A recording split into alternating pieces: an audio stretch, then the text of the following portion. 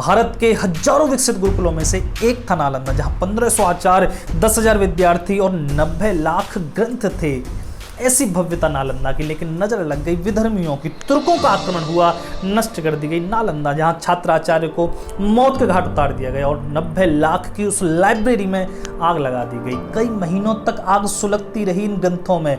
ये जो विधर्मी तुर्क थे, ये उन ग्रंथों से आग तापते थे सर्दियों में। लेकिन नालंदा ही नहीं, विक्रमशिला, उदंतपुरी, ये भी भव्य गुरुकुल थे बिहार के। इनको भी इन तुर्कों ने नष्ट कर दिया, और इनको नष्ट करने वाला वो राक्षस था मोहम्मद बिन बख्तियार खिलजी। लेकिन इसी खिलजी को एक महान शासक, भारत के शासक ने ऐसा रौंदा कि गया तो तब 12,000 की सेना लेकर, लेकिन जब भागा अपनी जान बचा के तो केवल इसके साथ बचे थे 100 सैनिक।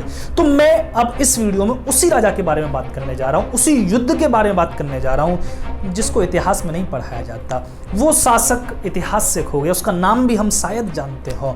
तो वीडियो एंड तक जरूर देखें, अच्छी लगे तो लाइक करें, चैनल सब्सक्राइब जरूर करें। तो कहानी शुरू होती है भारत के सबसे दुर्भाग्यपूर्ण दिन से। अब मैं इसे दिन कहूं या रात कहूं, क्यों? क्योंकि तराइन के मैदान में उस रात मोहम्मद गौरी ने छल पूर्वक सम्राट पृथ्वीराज चौहान के शिविर पर आक्रमण कर दिया। अंततः पृथ्वीराज चौहान हार गए, दिल्ली तक तुर्कों की पहुंच हो गई।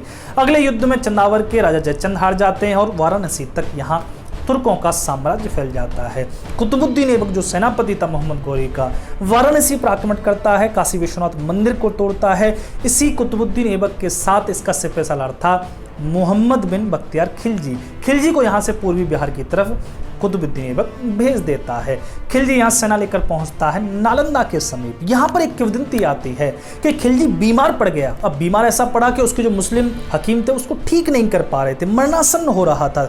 तब किसी ने सलाह दी कि वहाँ नालंदा के प्राचार्य हैं राहुल श्री भद्र, वे बड़े विद्वान हैं, वे ठीक कर सकते हैं। लेकिन ये किसी काफिर से दवाई नहीं लेना चाहता था, इसका जो मजहब था वो इसकी इजाज़त नहीं देता था। तब यहाँ पर, लेकिन जब अंत मरणासन्न होने लगा, मरने लगा, तो राहुल श्री भद्र को बुलाया गया। लेकिन खिलजी ने तब भी शर्त रखी कि मैं तुम्हारी दवाई नहीं खाऊंगा, तो बिना दवाई मुझे ये ठीक करके दिखाओ तो मैं मानूं।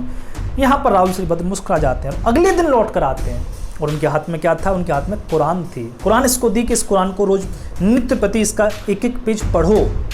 ये वो कर सकता था, लेकिन यहाँ पर राहुल श्री भद्र क्या करते हैं? चालाकी से उस कुरान के पन्नों पर औषधि का लेप लगा देते हैं जो अदृश्य था। जैसे ये कुरान के पन्ने पढ़ता है जीभ से हाथ लगा कर, और वो औषधि इसके शरीर में चली जाती है। अंततः खिलजी ठीक हो जाता है। लेकिन खिलजी को जैसे ही पता चला इस चालाकी के बारे में तो नाराज हो गए, ईर्ष्या हो गई कि जो हमारे वैद्यों के पास नहीं है, यहाँ भारत के लोगों के पास वो कला कैसे, वो विद्या कैसे। तब यहाँ पर नालंदा पर आक्रमण कर दिया। हजारों विद्यार्थियों को, हजारों आचार्यों को मौत के घाट उतारकर उस लाइब्रेरी में, उस 90 लाख ग्रंथ थे उसमें आग लगा दी। और उसी नालंदा के ग्रंथों को ये विधर्मी सर्दियों में आग तापते थे। मैं आपको ग्रंथों की महत्वता बताऊं थोड़ी सी। ह्यूएन सांग चीन से भारत आता है, नालंदा में रहता है, नालंदा में पढ़ता है और पढ़ाता है बाद में।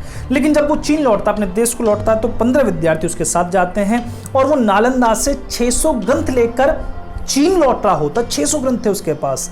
लेकिन रास्ते में जब एक नदी में वो नाव से पार हो रहा होता तो वहां पर नदी में भार ज्यादा था, हिचकोले खाने लगी।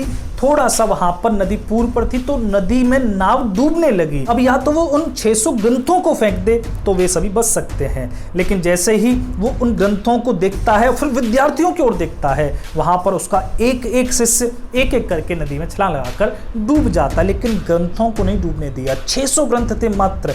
आप इसकी कीमत समझ सकते हो?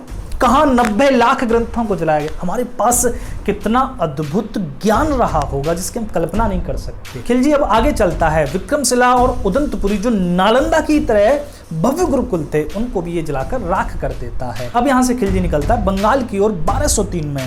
बंगाल में उस समय शासक थे लक्ष्मण सेन, लेकिन लक्ष्मण सेन बिना लड़े ही खिलजी से भाग जाता है। दूसरी राजधानी जो विक्रमपुर थी वहां चला जाता है। बिना लड़े बंगाल मिल गया खिलजी को। मैं इसकी कहानी बताऊंगा तो आप हंसोगे। अब यहां पर समय पहुंचा 1205 के अंतिम महीने। यहां खिलजी ने अब तिब्बत को जीतने की योजना बनाई, लेकिन तिब्बत तक पहुंचने में बीच में एक राज्य पड़ता था जिसका नाम था कामरूप। कामरूप को जीतना बड़ा जरूरी था खिलजी के लिए, लेकिन खिलजी इसको बड़ा सरल काम समझ रहा था। अब आगे बढ़ने से पहले मैं आपको थोड़ा सा कामरूप के बारे में बता दूं। आज कामरूप को हम असम नाम से जानते हैं, लेकिन पुराणों में जाओगे तो नाम मिलेगा प्राग ज्योतिषपुर। वहां का राजा कवि नरकासुर था, जिसने 16,100 कन्याएं कैद कर रखी थी। भगवान कृष्ण इसका वध करते हैं और वहां उन कन्याओं को मुक्त करते हैं। इसी नरकासुर का पुत्र था भगदत्त, जिसने चीन तिब्बत तक को जीत लिया था, जो कौरवों की तरफ से लड़ता है महाभारत में। तो ये कामरूप राज्य, जिसका प्रयागराज के एक शिलालेख में वर्णन मिलता है कि स्कंदगुप्त समुद्रगुप्त के ये सीमावर्ती राज्य था, और सम्राट हर्षवर्धन का भी ये सीमावर्ती राज्य रहा है कामरूप। बुंदेलखंड के महान शूरवीर आलाउदल भी युद्ध करने जाते हैं कामरूप के राजा से। तो कामरूप की कई सारी कहानियां हैं। एक और कहानी है कि कामरूप में होकर ब्रह्मपुत्र नदी बहती है, और ऐसी विशाल नदी है ब्रह्मपुत्र, जिसका क्या ही कहना, बहुत चौड़ी, इतनी चौड़ी है कि बीच में एक द्वीप है जिसको मयूर द्वीप कहते हैं। उस पर एक पहाड़ है द्वीप पर, जिसको बसपांचल कहते हैं। भगवान महादेव ने कभी वहां तप किया था। भगवान महादेव तप कर रहे थे, यहाँ कामदेव आ जाता है तपस्या भंग करने के लिए। महादेव आंख खोलकर भस्म कर देते हैं उस कामदेव को। तो कामरूप इस तरह से भी नाम पड़ता है इस राज्य का। लेकिन जब अहोम शासक आए, उन्होंने इसका नाम बदलकर कामरूप से कर दिया असम। लेकिन इसी कामरूप की बात करेंगे हम। इसी कामरूप के राजा थे उस समय राजा पृथुदेव। यहाँ बख्तियार खिलजी ने योजना बनाई कामरूप को जीतने की। 12,000 सैनिक लेकर ये निकलता है देवकोट से, ये बंगाल में पड़ता है। यहाँ से निकलता है, पहले एक मैच कबीला पड़ता है, उस कबीले के सरदार को ये मुस्लिम बना देता, नाम रखता है अली, और वही अली यहाँ खिलजी की सेना को नेतृत्व करता हुआ कामरूप का रास्ता दिखाता है। धीरे धीरे धीरे धीरे ब्रह्मपुत्र के सहारे ये कामरूप राज्य में प्रवेश करता है। अब यहाँ इसको कामरूप राजधानी तक पहुंचना है तो नदी पार करनी पड़ेगी, लेकिन 10 दिन गुजर जाते हैं, कोई ओर छोर नहीं मिलता, नदी इतनी भयंकर है। ये सारी जो घटना आपको मिलेगी वो मिलेगी, एक तो फारसी जो इतिहासकार हुआ मिन्हज-ए-सिराज, ये समकालीन था खिलजी के, तो मिन्हज ने तबाकते नसीरी में ये सब वर्णन किया है। दूसरा एडवर्ड गेट ने वर्णन किया है अपनी हिस्ट्री ऑफ असम में। तो ये सभी सोर्सेस में बात हो रही है, ऐसे नहीं कि हवा में बात चल रही है। तो यहाँ पर अब मिन्हज लिखता है कि 10 दिन भटकने के बाद यहाँ खिलजी को एक 20 मेहराबों वाला लकड़ी और पत्थरों से बना हुआ पुल मिलता है। मतलब हमारी इंजीनियरिंग उस समय भी अद्भुत थी। इसी पुल से पार करता है खिलजी उस नदी को और कामरूप राज्य में प्रवेश करता है। ये पुल बड़ा अहम था, इसलिए इस पुल की रक्षा के लिए वो अपने 2 सिपह सलार और कुछ सैनिक भी छोड़ता, क्योंकि इस पुल का उपयोग बहुत था। तो यहाँ पर अब खिलजी प्रवेश करता है कामरूप राज्य में, बड़ा आतंक मचाता है, गांव के गांव जला देता है, तीर्थों को नष्ट भ्रष्ट करता हुआ कामरूप की तरफ बढ़ रहा है। यहाँ राजा पृथुदेव अपने महल में निवास कर रहे हैं। राजा पृथुदेव के सामने अब 2 ही विकल्प हैं, या तो वे भाग जाएं, जैसे लक्ष्मण सेन भाग गया था, वे भागकर पूर्वी जो पहाड़ी इलाके हैं उनमें शरण लें, बच सकते हैं आराम से, वे अपनी जीवन बचा सकते हैं, वहां चले जाएं, अपने राज्य को ऐसे ही छोड़ जाएं। दूसरा विकल्प है कि रणभूमि में जाकर अपने शौर्य को प्रकट करें। यहाँ पर महाराज पृथुदेव ने अपने सैनिकों को ललकारा, लेकिन यहाँ तो प्रत्येक सैनिक मचल रहा था इन विधर्मियों का सर काट के माँ कामतेश्वरी कामाख्या देवी को समर्पित करने के लिए। यहाँ अब संपूर्ण सेना महाराज पृथुदेव की कामरूप के मैदान में आकर उपस्थित होती है, और यहाँ 3 सेनाएं जनजातियों की वे भी महाराज पृथु के साथ मिल जाती हैं। बोडो, क्यात, कोच, राजवंशी ये भी महाराज पृथु की सेना में आकर मिल जाती, क्योंकि उनको पता था अगर महाराज पृथुदेव हार गए इस युद्ध को तो ये खिलजी वैसे भी नहीं छोड़ेगा उन्हें। तो यहाँ पर अब सेना तत्पर है। धीरे धीरे धीरे धीरे खिलजी आगे बढ़ रहा है जंगल से होकर। खिलजी को यहाँ पर अब दिवा स्वप्न है कि जैसे उसने बंगाल जीत लिया। बंगाल कैसे जीत लिया था कि लक्ष्मण सेन को उसके ही मित्रों ने बहका दिया था कि जिससे पृथ्वीराज चौहान नहीं लड़ पाए, जिससे राजा जयचंद्र नहीं लड़ पाए, तो तुम कैसे लड़ लोगे जो उस तुर्की सेना से। तो लक्ष्मण सेन बिना लड़े ही विक्रमपुर भाग गए। यहाँ पर खिलजी भी यही सोच रहा था कि महाराज पृथुदेव भी लक्ष्मण सेन की तरह खिलजी से डरकर और यहाँ समर्पित कर देंगे या छोड़कर भाग जाएंगे। लेकिन खिलजी जब जैसे जंगल से निकलकर कामरूप के मैदान में पहुंचा तो बस देखता रह गया। सामने सेना सुसज्जित होकर खड़ी हुई थी और उस सेना का नेतृत्व कर रहे थे महाराज पृथुदेव, जैसे मानो यमराज ही यमदंड लेकर उपस्थित हो। खिलजी ने ऐसा नहीं सोचा था, लेकिन अब क्या था, यहाँ नगाड़े बज चुके थे युद्ध के। बस हर हर महादेव के उद्घोष के साथ ये महाराज पृथु की सेना, ये कामरूप की सेना टूट पड़ी खिलजी की सेना पर, मौत के घाट उतारे जा रहे थे। यहाँ ये तुर्क बस क्या था, धीरे धीरे धीरे धीरे युद्ध अपनी भयानकता में आने लगा। लेकिन ऐसी भयानकता न खिलजी से झिली न खिलजी के सैनिकों से झिली। महाराज पृथुदेव बड़ा ही सुंदर नेतृत्व कर रहे थे अपनी सेना का। खिलजी की सेना के पैर उखड़ने लगे, यहाँ खिलजी के भी पैर उखड़ने लगे। सैनिक बस मारे और काटे जा रहे थे।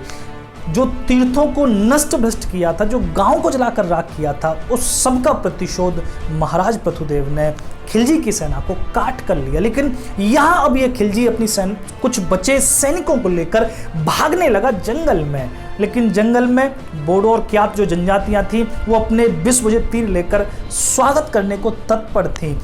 जो भी सैनिक उस जंगल में घुसे धीरे धीरे धीरे धीरे करके विष बुझे तीरों से सभी मौत के घाट उतार दिए गए। अब खिलजी वहां पहुंचता है जहां वो जो पत्थर का पुल था, ताकि वो उस पुल को पार करके और सुरक्षित स्थान पर जा सके। खिलजी भी घायल हो चुका है। पहुंचा जब वहां घोड़ा दौड़ाकर तो आश्चर्य ये कि जमीन खिसक गई खिलजी के पैरों तले। वहां पर कोई पुल ही नहीं था और जो सैनिक जो सिपह सलार उसने छोड़े थे सब वहां मौत के घाट उतार दिए गए थे। महाराज पृथुदेव ने जैसे खिलजी की सेना वहां से पार करती है वो पुल ही तुड़वा दिया। यहाँ खिलजी अब मिन्हज लिखता है कि खिलजी अपने सैनिकों के साथ उस नदी में कूद पड़ा। लेकिन नदी का बहाव इतना तेज था कि घोड़े बह गए, सैनिक बह गए और कुछ सैनिक यहाँ खिलजी को जैसे तैसे करके पार पर लाकर नदी किनारे उसको लिटाते हैं। दूसरी ओर यहाँ महाराज पृथुदेव पीछा करते हुए आ रहे हैं। महाराज पृथु उस किनारे पर हैं, खिलजी इस किनारे पर है। केवल 100 सैनिक खिलजी के बचे हुए हैं। महाराज पृथु और खिलजी के बीच में ये नदी आ गई। ये नदी खिलजी के यहाँ प्राण बचा गई। खिलजी यहाँ से भागता है क्योंकि महाराज पृथु अभी भी पीछा कर रहे हैं। तो एक मंदिर में जाकर मिन्हज लिखता है कि देवी के मंदिर में जाकर यहाँ खिलजी ने शरण ली। जिन मंदिरों को तोड़ता था, जिनकी मूर्तियों को नष्ट भ्रष्ट करता था, आज वो ही मंदिर इसको शरण दे रहा था। यहाँ पर जो अली जो कन्वर्ट हो गया था मुस्लिम धर्म में, वो जनजाति का प्रमुख, वो ही अली यहाँ खिलजी को बचाता है और फिर दोबारा इसको देवकोट ले जाता है। वहाँ देवकोट में पहुँचता है खिलजी, लेकिन इतना घायल हो चुका था। सेना आप ही सोचो 12,000 में से केवल 100 सैनिक लेकर आया था, तो सेना तबाह हो चुकी थी। तो खिलजी के एक सेनापति अलीमर्दन ने इस युद्ध के करीब 1-2 महीने बाद ही उसकी हत्या कर दी। अब यहाँ पर उस खिलजी की जो समाधि बनाई गई है वो आज भी पीरपल गांव में आपको देखने को मिल जाएगी। और हिंदुओं की मूर्खता देखो कि वहाँ पर हिंदू उस मजार की पूजा करते हैं। आज भी उस गांव में खिलजी के सम्मान के लिए कोई भी खाट पे तख्त पे नहीं सोता, बल्कि जमीन पे सोएंगे या मिट्टी का बिस्तर होगा। मूर्खता देख रहे हो हिंदुओं की। और अगर हिंदुओं का आप इंटरव्यू देखोगे तो हिंदू उस पर कह रहे हैं खिलजी बहुत ही साहसी और दयालु सेनापति था। ये हिंदुओं की मूर्खता है। खैर, इसको छोड़ते हैं। यहाँ पर महाराजा पृथुदेव ने इसी खिलजी के बहुत सारे मुस्लिम सैनिक बंदी बना लिए थे।